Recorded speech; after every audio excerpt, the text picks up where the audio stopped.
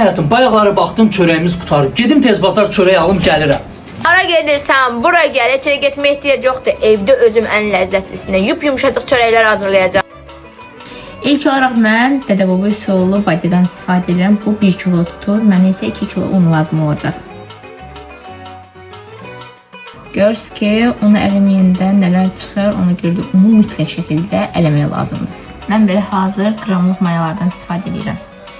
1 xörək qaşığı qədər də duz əlavə edirəm.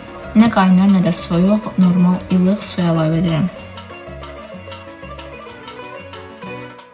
Mən xəmiri biraz boş yoğurmuşam, belə biraz ələ yapışan olacaq. Bu da çörəyi daha da yumuşaq edir.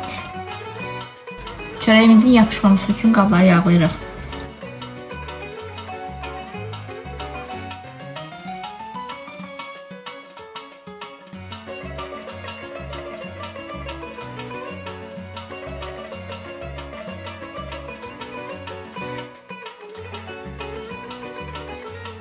Evdə hazırladığımız çörəklərimiz artıq hazırdır. Nə gözəl yumuşaqdır. Sizlər də buyurun bu reseptlə hazırlaya bilərsiniz.